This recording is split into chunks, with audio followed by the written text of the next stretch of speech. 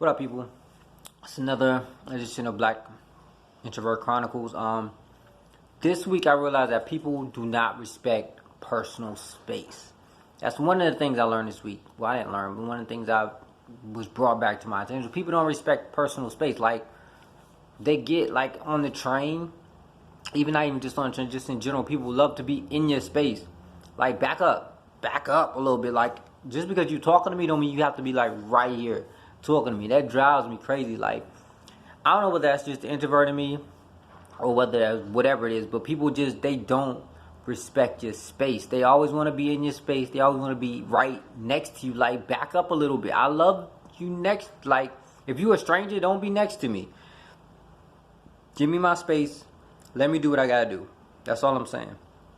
Another thing I learned, and I'm kind of working through that. I think that's affecting my anxiety too. Like, being in tight quarters with people, especially people I don't know, makes me nervous, makes me a little antsy. Also, I'm learning that I have to learn how to put myself first.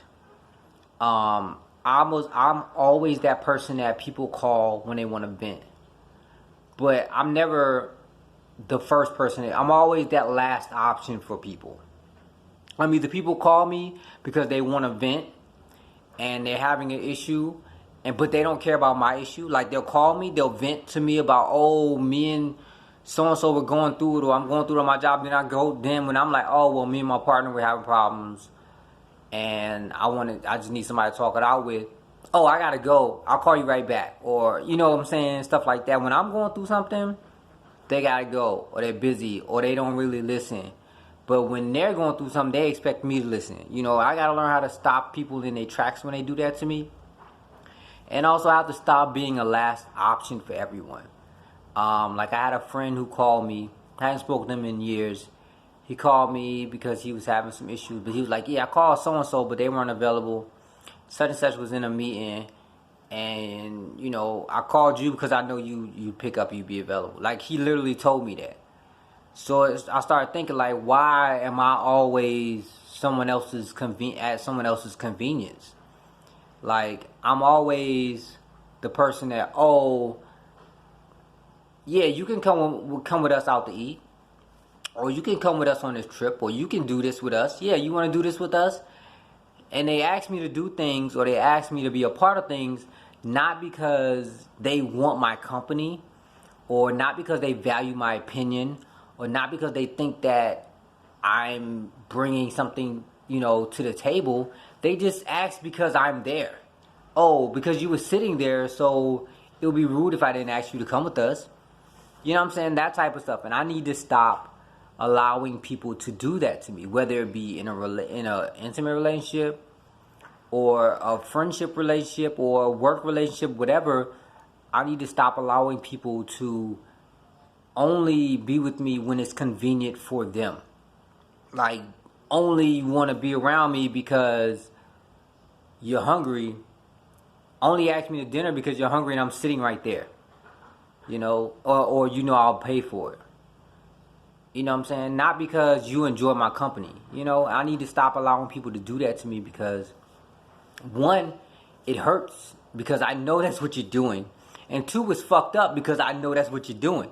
So I gotta stop doing that. I learned that about myself. I'm discovering things. These are just things that I'm discovering about myself as I reevaluate my mental state, as I reevaluate how I treat others, as I reevaluate how I allow others to treat me. So these are just things. These aren't things that I didn't know, but these are things that are starting to stick out as I kind of, I guess, perk my antennas a little bit and kind of notice and look around and you know, observe myself through life. I'm starting to notice these things, and that's what this is about.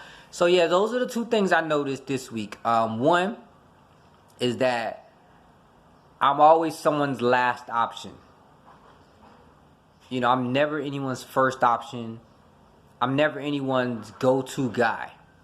And two, I'm only around people are only around me, only ask me to do things when it's convenient for them. Not when it's convenient for me, when it's convenient for them. Like, I'm a good listener.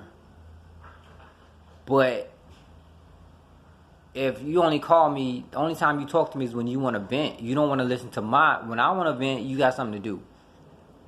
But when you want to vent, it's cool. That's messed up. But that's it. Also, I think earlier this week I made a little girl cry on the train. This goes back to my personal space thing. We were on the train. This is about 8 in the morning. We're on the train. I'm going to work. The train is packed. And she's just flipping her hair. And I'm standing right behind her. She's just flipping her hair and flipping her hair. You know, not paying attention, not being aware of her surroundings. So I'm like, yo. So I tapped her on the shoulder. I said, yo, stop flipping your damn hair. It's other people around. And she was like, oh, I'm so sorry. And she looked like really embarrassed. And, you know, I could tell she was really sorry. She really didn't mean to be rude. She just wasn't paying attention. She was a little younger. I was like early 20s maybe. So, you know, she was young or whatever. So then she's like, well, I'm sorry. And she just immediately turned red. Next stop, people got off. So we both sat down. And she was sitting next to me. And I was sitting next to her. I'm sorry, because she was on the inside. And she just kept looking down and looking away. And I could see her tear ducts like welling up. I'm like, yo, I just made this girl cry. And at one point, I felt bad that I made her cry. But then another point, I didn't because of what she was doing. Like, yo, why are you flipping your fucking hair on this packed ass train? Like, what the fuck is wrong with you?